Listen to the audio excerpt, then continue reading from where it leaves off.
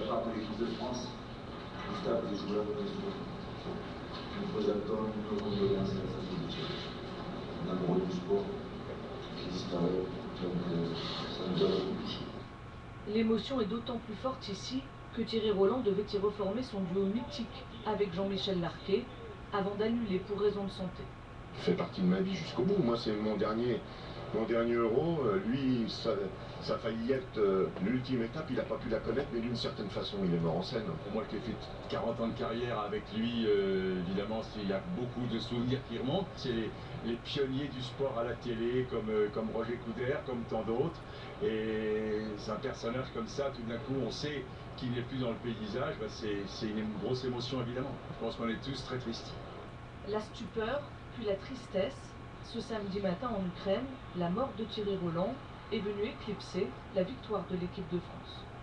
Et on l'a entendu, ce match Ukraine-France devait marquer le grand retour à la télévision du duo Jean-Michel Larquet-Thierry Roland. On retrouve notre envoyé spécial à Donetsk, Julien Pasquet.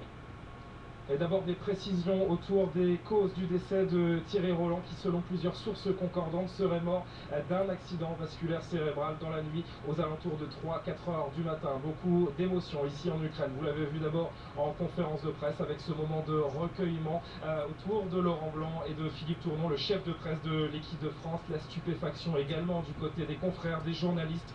Tout le monde ne parle que de cela, évidemment, depuis ce matin ici à Donetsk. La presse française sportive est réunie ici et on a vu les plus proches de Thierry Roland véritablement effondrés au moment de l'annonce de son décès. 50 ans de carrière, 1300 matchs commentés, il a inspiré bon nombre de journalistes et cette phrase peut-être qui résume l'atmosphère générale, elle est de Jacques Vendroux, le patron des sports de Radio France, très proche, peut-être le plus proche de Thierry Roland, qui disait: lorsque Thierry Gilardi est mort, j'ai perdu mon petit frère, Thierry Roland est mort, j'ai perdu mon grand frère.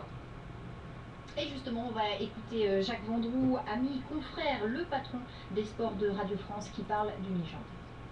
Thierry, c'est une légende. Il était chez les gens. Depuis 50 ans, il était chez les gens, dans les apparts, dans les maisons. C'était une star. Il ne s'en rendait pas compte. Il vivait normalement. Il était généreux. Il était marrant. Il aimait rire. Il ne s'est pas passé une journée depuis près de 40 ans, je veux dire, où on ne s'est pas eu au téléphone au moins une fois tous les jours. Ce qui agaçait prodigieusement sa femme. Parce qu'on passait notre vie à raconter des conneries, des blagues, on faisait plonger les gens, on parlait d'un match, on taillait, on est parti en reportage 1 milliard de fois ensemble.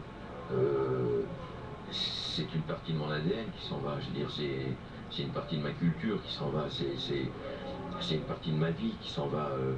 Voilà, et une carrière de 57 ans, on l'a entendu. On va revenir sur la vie de Thierry Roland avec Baptiste Paul. C'est avec le quotidien L'équipe que Thierry Roland aurait appris à lire. Passionné par le football, il débute sa carrière en 1955 au service des sports de la radio-télévision française. Il travaillera ensuite sur France Inter, Antenne 2 et bien sûr TF1, avant de rejoindre M6 en 2005.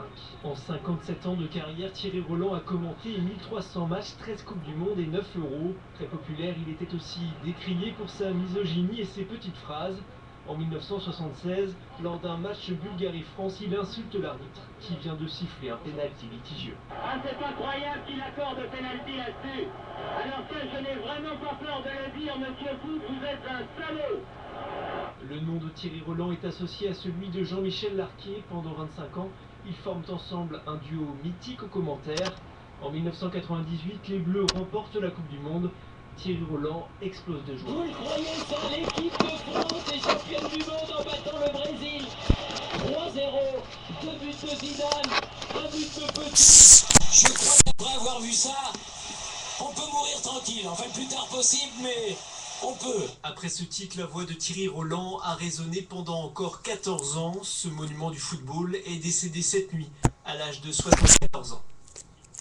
Et parmi les nombreuses réactions qui se succèdent depuis ce matin, celle de François Hollande. Dans un communiqué, le chef de l'État salue la mémoire de ce grand commentateur sportif reconnu par tous, qui a consacré toute sa vie avec passion et talent au football français.